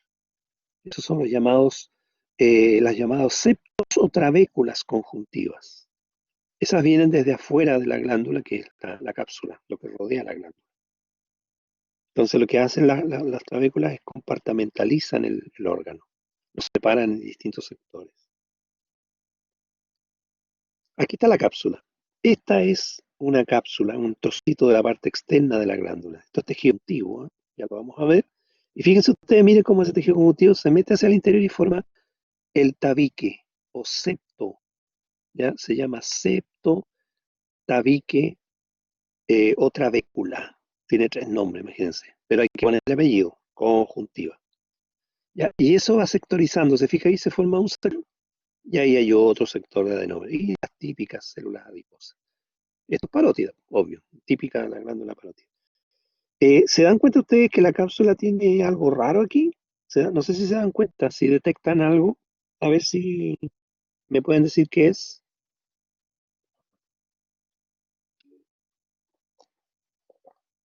Muy bien, Alejandra, muy bien, Sebastián. Artefacto de técnica. La cuchilla aquí arrastró la cápsula para afuera, ya y separó, separación de tejido. Muy bien, felicitaciones. Aquí hay un conducto de glándula salival. Miren qué bonito. Y la diferencia con respecto al adenómero. ¿Se fijan? Un adenómero y ahí está el conducto, no hay por dónde perderse, ¿cierto? Este es un epitelio cúbico alto. Bueno, a propósito de eso, les quería comentar lo siguiente. Los autores, bueno, lo que hay que tener siempre claro que las células, cuando uno dice cúbica, no significa que sean cúbicas, ¿cierto? Como lo enseñaron en matemáticas, no, se parecen a un cubo. Cuando son cilíndricas, se parecen a un cilindro. Pero a veces ocurre que las células son un poquitito más altas que cúbicas, pero no alcanzan a ser cilíndricas. Entonces, ¿qué dicen los autores ahí? Hablan de cúbico alto. ¿Ya? No sé si me entienden, cúbico alto. Y si las células cúbicas son un poquito más bajas de un cubo convencional, ¿cierto? Pero no son planas, se habla de cúbico bajo. Lo mismo ocurre con la cilíndrica, cilíndrico alto, cilíndrico bajo, ¿ya? Esas son pequeñas triquiñuelas que los autores usan para denominar, ¿cierto?, las formas o nombrar las formas. Jonathan tiene una duda. Había una titulada como parénquima. ¿Haríamos esto cuando veamos tejido conectivo para distinguirlo del estroma? Sí. Sí, lo que pasa es que, bueno, yo deduzco que en anatomía tienen que haber estudiado eso de parénquima y estroma, ¿ya? En un órgano cualquiera sea el órgano, siempre va a haber un estroma y un parénquima. El estroma es lo que sujeta, lo que está funcionando del órgano. Por ejemplo, en el caso del hígado, ¿cierto? Por fuera del hígado existe una cubierta que es la cápsula de Gleason, ¿cierto? Como le llaman los anatomistas. Esa cápsula se proyecta hacia el interior y forma trabéculas, que era lo que les comentaba recién, porque todos los órganos tienen trabéculas conjuntivas. Todo eso es estroma, los vasos sanguíneos también son estroma. Y el parénquima sería la parte funcional del órgano. Por ejemplo, ¿cierto? En el caso del hígado serían los hepatocitos, ¿ya? En el caso de una glándula salival, por ejemplo, el parénquima serían los adenómeros, ¿cierto? Y todo lo que ustedes ven aquí entre medio, que son fibras, ¿cierto? Algunas celulitas, ¿cierto? Del tejido conjuntivo, la cápsula que está por fuera, todo eso sería el estroma, ¿ya? Estroma y parénquima. Esos son conceptos anatómicos que se usan bastante y que nosotros también lo vamos a usar. Bien, aquí tenemos aumento menor de una glándula salival. Miren, esa es la cápsula, todo lo que va por fuera. ¿Se fijan? Y esa cápsula envía tabiques hacia el interior, compartamentaliza el órgano, entonces forma lóbulos. Estos son lóbulos. Y estos a su vez se subdividen. Bueno, aquí la foto no se ve, pero aquí se ve, miren, ahí se ve algo que está como subdividiendo este lóbulo. ¿Se fijan? Entonces ahí formaría un lobulillo. Lóbulos, los grandes, lobulillos, los chicos. Todo eso viene de la cápsula interior. Eso sería estroma, ¿cierto? Cápsula, tabique. Y este sería el parénquima, la parte funcional, la que produce en este caso la saliva. Y ese es un conducto, ¿se fijan? Un conducto, un excretómero, bastante grandecito. Ahí hay otro, ¿se fijan?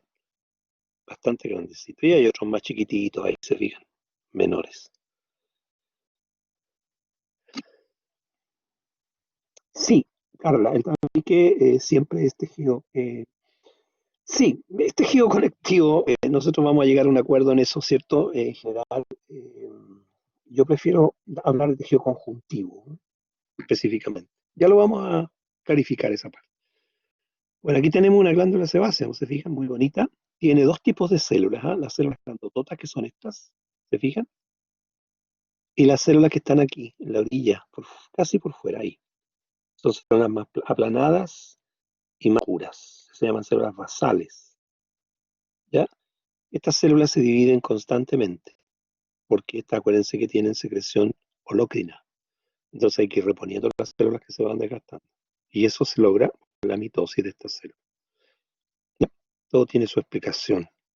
Aquí también hay un cortiel, es un corte de piel, ahí hay un epitelio, ¿se fijan? Un epitelio plano estratificado con queratina. Y como la queratina es muy débil, muy finita, es piel delgada, ¿cierto? Ahí están las crestas, ¿cierto?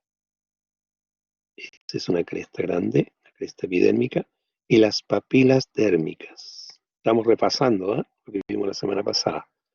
Y todo esto tejido conjuntivo que ya lo vamos a ver. E inmerso en el tejido conjuntivo está el adenómero de esta glándula sebácea. Se nota de inmediato porque son muy voluminosas, muy grandes. Y estos son cortes de folículos pilosos, ¿ya? Seguramente sale por detrás de la foto el pelo por ahí atrás. Bien, aquí tengo glándulas sudorípadas. Estas glándulas son muy difíciles de estudiar porque generalmente son tubulares. Y cuando una glándula es tubular, uno no sabe dónde está el punto exacto cuando se acaba el adenómero y cuando comienza el adenómero o viceversa. Porque son todos iguales. Entonces es difícil poderla distinguir. Entonces aquí uno tiene que empezar a usar un poco la experiencia Normalmente los excretómeros se tiñen un poquito más que los adenómeros. Entonces, este es un adenómero y este sería un excretómero, que son más teñidos. ¿Ya? Ahí también, excretómero. Y esto sería adenómero. Acuérdense que es un tubo largo, excretómero y adenómero, entonces es complejo. Son como las glándulas mayas, súper complicadas. Estas no, estas son más fáciles, las glándulas de Lieberkühn. Las glándulas de Lieberkühn son unas glándulas que están en el intestino delgado y en el intestino grueso también. Son tubulares, ¿se fijan? Y ahí se ven bastante bien, ahí están los núcleos, los citoplasmas, ahí están los lúmenes, algunos salieron, ¿se fijan? Y que se ven bonitos. ¿Ya? Alejandra, una pregunta respecto a lo anterior de la queratina. ¿Solo la capa córnea tiene papilas y crestas? No, Alejandra. Alejandra, cuando hablamos de papilas y de crestas, estamos hablando del epitelio completo, no solo de la capa córnea. Ya, a ver, vamos a ver para atrás. Espérate un poquitito, Alejandra. Aquí, ¿te fijas? Cuando yo estoy hablando aquí de una cresta epidérmica, te estoy hablando de, yo diría, la capa espinosa, la capa germinativa o basal, ¿cierto? Más o menos. El estrato córneo es esa cosita que se ve ahí arriba. Si tú te fijas, no forma nada de la cresta, ¿ya? Entonces, cuando hablamos de crestas y hablamos de papilas, estamos hablando de una cantidad más o menos grande del tejido, ¿no? Y en el caso particular de la cresta, estamos hablando de las capas más profundas de la epidermis, ¿ya? No te confundas con eso. Miren esto, esta es una foto de libro, o sea, una foto de libro le llamamos nosotros a aquella foto que, o sea, que el autor lo más probable sacó 1000 fotos, y no exagero, y eligió la más bonita y esa fue la que publicó, ¿cierto? Esa está extraída de un libro. ¿Y por qué les digo que es una foto de libro? Que miren, ese es un excretómero, ¿se fijan? Ese es un excretómero.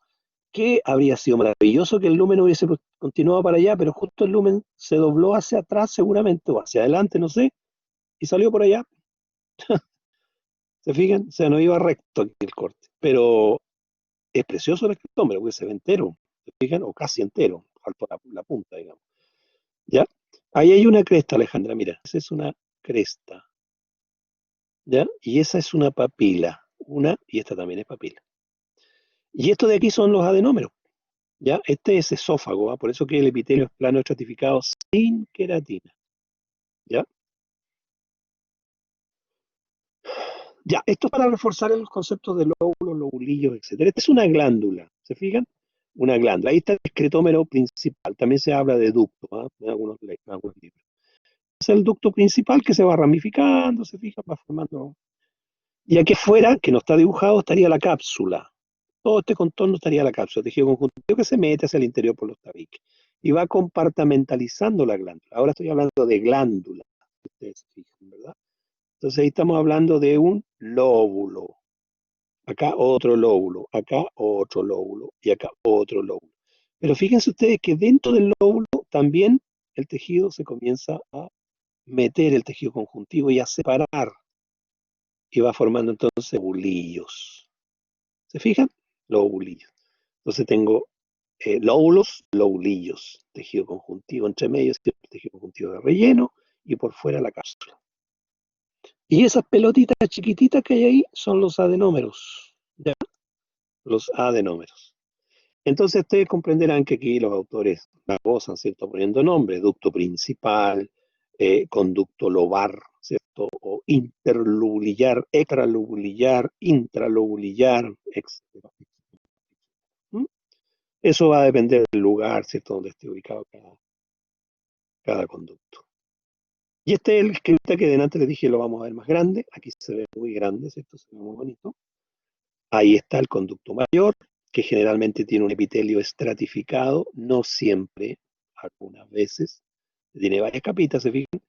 Pero si yo hago un corte a este nivel, aquí, que es más delgadito, probablemente sea biestratificado.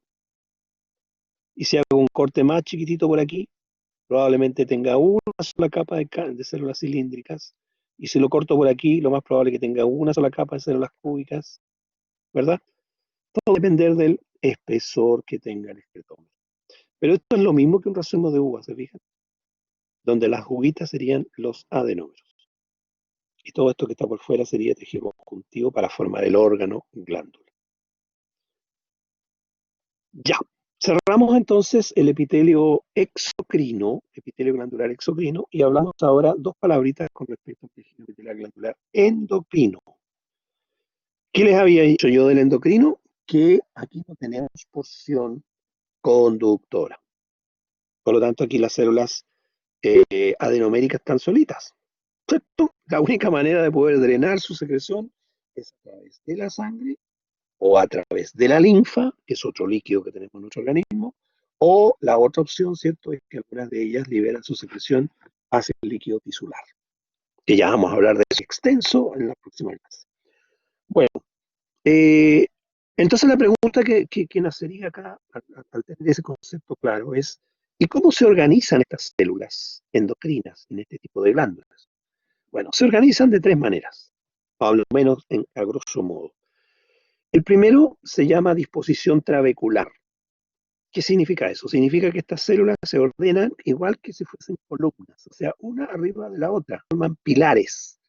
Y entre medio de esos pilares se ubican los vasos sanguíneos. Esa sería la forma trabecular. ¿Dónde se ve eso? Por ejemplo, en las glándulas suprarrenales. Ya les voy a mostrar una fotito. La otra disposición es la llamada disposición nidal, en donde las células se asocian por un nidito, igual que un nidito pajarito, donde los huevitos del nidito serían las células y las ramitas del nidito y todo eso sería lo que sujetan la célula, que ya vamos a ver, ¿cierto? Son fibras. Eso se ve, por ejemplo, en la adenohipófisis, ¿ya? Que es la hipófisis anterior.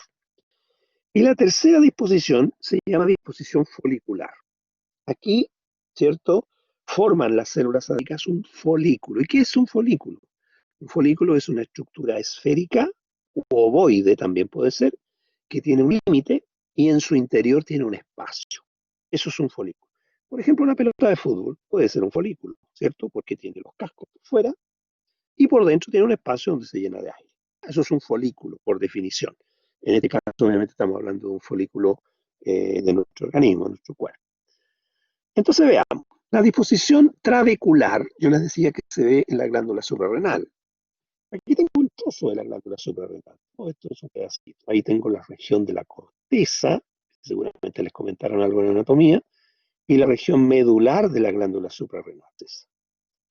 Y dentro de la región de la corteza, me voy a fijar en este pedacito que hay aquí, y lo voy a ampliar acá. Ahí está ampliado. Y le voy a poner aumento mayor ahora, y me voy a dar cuenta que las células están más o menos, ¿cierto?, ubicadas una arriba de otra, formando entonces estos pilares celulares. Y eso que ustedes ven ahí en la punta del dedo que yo estoy marcando, sería los vasos sanguíneos que se meten entre medio. Entonces las células producen su secreción y la vierten al vaso sanguíneo que está por el lado. ¿Ya? Eso sería entonces la disposición trabecular. La otra es la nidal. La nidal, como decía recién, es como un nido pajarito. Aquí tengo muchas células, todas más o menos asociadas entre sí, y entre medio de ellas algunas fibras y vasos sanguíneos. Las células producen su secreción y la eliminan al vaso sanguíneo. Y todo esto sería un nido. Todo esto es un nido. Acá tengo otro nido, acá tengo otro y así sucesivamente. Típico de la hipófisis anterior, la adenohipófisis. Aquí está, ¿se fijan? Esta es nuestra hipófisis que ustedes vieron en anatomía, ¿cierto? La región del adeno es la región siempre más voluminosa, la neuro es menos voluminosa. En esta región yo hago una ampliación y veo aquí entonces los nidos. ¿Se fijan? Hay un dato interesante aquí en esta foto que me está diciendo que no todas las células son iguales, ¿se fijan? Hay algunas que son rojitas, otras son medias azulitas y otras son medias transparentes, ¿se fijan? Esa información me la está dando la tinción, ¿cierto? La tinción me dice que hay algunas bien rojitas, otras azulitas y otras claras. Eso me está diciendo algo, ¿cierto? Desde el punto de vista funcional, por supuesto. Como no estamos estudiando la hipófisis, no vamos a entrar en mayores detalles. Y la disposición folicular es como la pelotita que ustedes ven aquí. ¿Se fijan? Eso se ve, por ejemplo, en el tiroides. ¿ya? Ustedes hacen un corte del tiroides, que es un órgano muy frágil, entre paréntesis, cuesta mucho trabajar con él, y uno hace un corte y se encuentra con los folículos. Ahí hay uno, se fijan, esa es la pared del folículo, eso de ahí. Yo les contaba el otro día, ¿cierto? Mostraba una foto del tiroides. Esas células, ¿cierto? Son las que producen la T3 y T4, que son las hormonas producidas en el tiroides. Hay otra hormona también que produce el tiroides que no es producida por estas, que es producida por otro tipo de células. Pero estas son las que producen la T3 y T4. Y lo que hay al centro es un espacio que tiene un contenido que se llama coloide y que es el material o la materia prima, si ustedes quieren, de la formación de las hormonas. ¿Ya? Entonces aquí tengo un folículo, aquí tengo otro, acá tengo otro y así sucesivamente.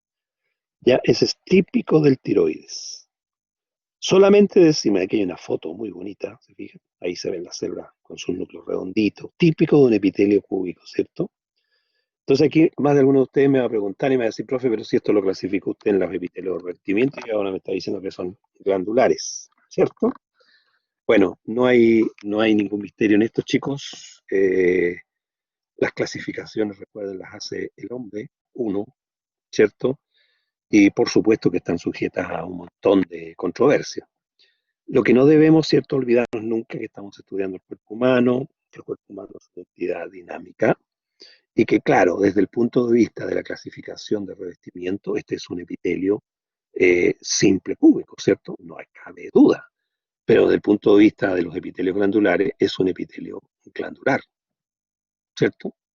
Entonces, da lo mismo clasificarlo de una o de otra manera, porque en ambos casos la razón va en otra parte, ¿ya? Uno tiene que tener, ¿cierto?, la apertura suficiente para comprender. Lo mismo pasa con el epitelio del estómago. El epitelio de revestimiento del estómago es un epitelio, ¿cierto?, cilíndrico simple, pero es un epitelio secretor, produce mucus. Entonces, ¿en qué quedamos? ¿El secretor o revestimiento? Ambas cosas. ¿Ya? Entonces, esas clasificaciones taxativas, ya que todo tiene que caer en un cajón y el resto en otro cajón, no corren aquí, ¿ya? Claramente no corren. Siempre uno tiene que tener la apertura suficiente como para lograr entender que estamos estudiando el cuerpo humano. De eso no se olviden nunca. Y terminamos, chicos. No sé si hay alguna duda, alguna pregunta al respecto.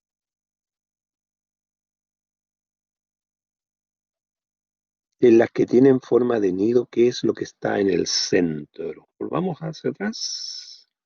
Aquí está. Lo que está en el centro son células, Martín. El nido está formado por células y estructuras que sujetan las células. Esas estructuras que sujetan las células son fibras, que ya las vamos a ver. Son fibras reticulares. También hay vasos sanguíneos, ¿ya? Nada más que eso, ¿ya? ¿Y cómo sabemos cuándo es de los dos tipos? Es decir, cuándo es un epitelio revestimiento, pero a la vez glandular. Ah, bueno, porque eso se sabe, buscarla. A esta altura del partido tú comprenderás que todo el cuerpo humano está estudiado. Ya no hay nada que descubrir en cuanto a tipo. Nadie va a descubrir en este minuto el epitelio de la tráquea, ¿no? Y va a publicar un paper diciendo, mire, yo descubrí el epitelio, eso ya está hecho, ya se sabe todo, el cuerpo humano está todo clasificado, todo listo. ¿Ya? Así que no hay nada que investigar ahora. Ahora los investigadores están metidos en las células, por eso yo les decía que la biología molecular la lleva en este minuto. Están metidos en las células, están describiendo. Imagínense ustedes que hace muy poquito salió un trabajo muy bonito sobre las secreciones que producen, escuchen bien, las células endoteliales, o sea, las células que revisten los vasos sanguíneos. ¿Ya? Donde hasta hace 20 años atrás se pensaba que eran solamente células de revestimiento que formaban el capilar y se acabó. Y resulta que ahora ya se está describiendo claramente la cantidad de factores que liberan estas células. Ya les voy a hablar del fibroblasto, que es una célula que se sabe mucho, pero no se sabe nada. Entonces, cada día se conocen nuevas cosas sobre el fibroblasto. Es mucho. Así que los que creen, muchachos, que cuando terminen su carrera van a terminar de estudiar, olvídense. ¿Ya? Van a seguir estudiando siempre. ¿Alguna otra duda, chicos? ¿Alguna otra pregunta?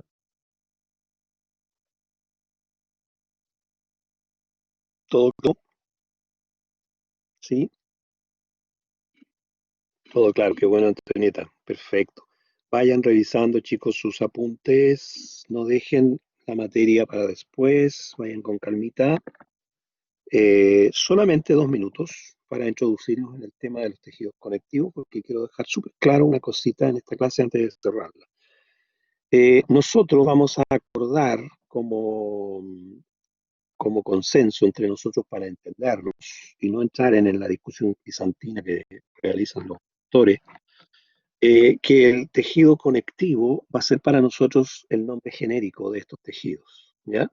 Y el tejido conjuntivo, que lo hacen muchos sinonimias de lo anterior, lo vamos a dejar como una variante, ¿ya?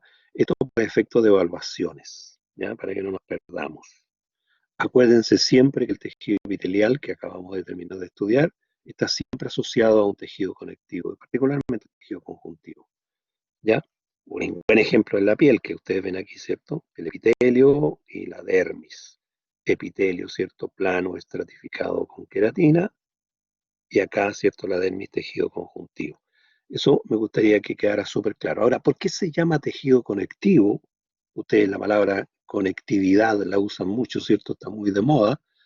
Conectividad significa estar en comunicación, conectados, ¿ya?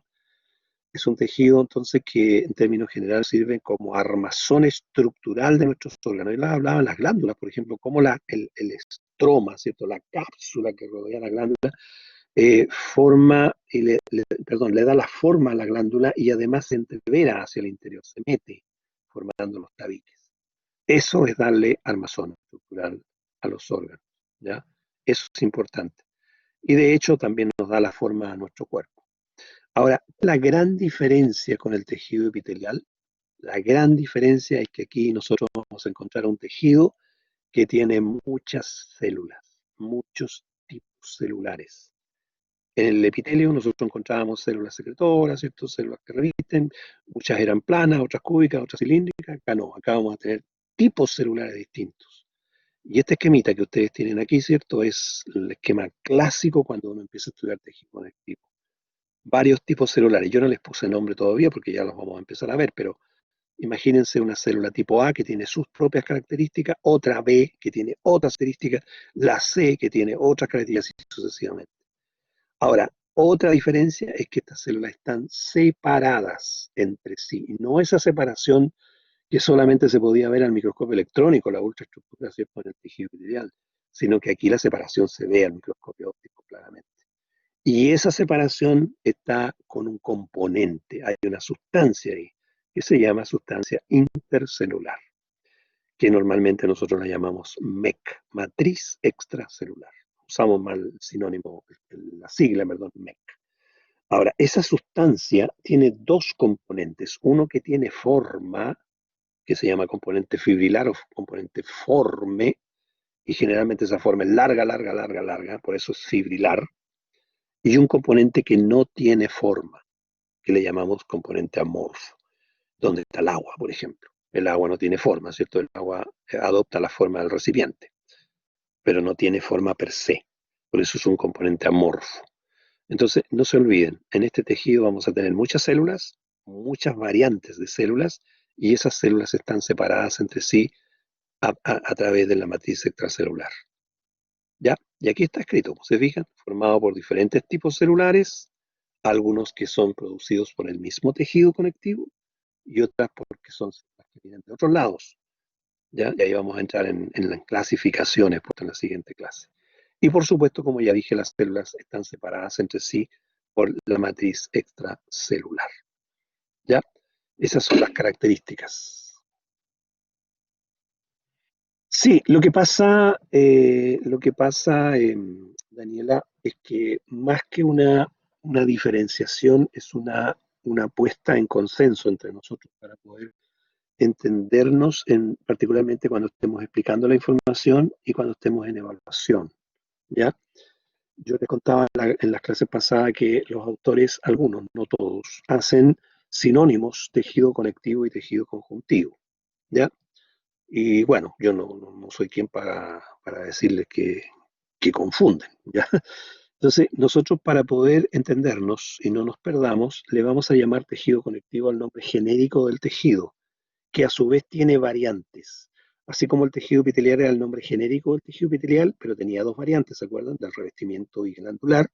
Aquí tengo varios variantes. Y una de esas variantes para nosotros va a ser el tejido conjuntivo.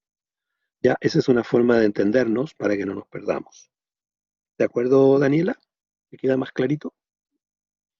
Perfecto, ya. Tengan claro eso porque es bueno tenerlo en consideración, ¿ya? Bueno, dentro de las clasificaciones, aquí, fíjense ustedes, esta es otra cosa que nos permite tener una ampliación de criterios, ¿cierto? Se encuentra íntimamente asociado al tejido con otro tejido. Entonces aquí se produce una paradoja, estamos estudiando un tejido, pero resulta que tenemos que tener en mente que ese tejido que estamos estudiando está asociado con tejido nervioso, con tejido sanguíneo y otros más. No viven solitos, no viven aparte, ¿ya? Y finalmente la matriz extracelular, que es la MEC, ¿cierto? Puede tener consistencia distinta. Puede ser muy blanda, como el tejido conjuntivo laxo, o puede ser muy dura, como el tejido óseo, ¿ya? Eso es lo importante. Y aquí están las variantes, pues miren, solamente se las muestro, ¿ya? Las vamos a revisar en la siguiente clase. Y aquí tengo yo como variante 1 el tejido conjuntivo. ¿Se fijan? Una variante del conectivo. Yo no sé si ahí te queda un poquito más clara la diferencia, Daniela. Bien, chicos, descansemos un poquito. Hoy día ha sido un día bien agotador, así que conviene también descansar un poquito. Nos encontraremos el miércoles, ¿ya?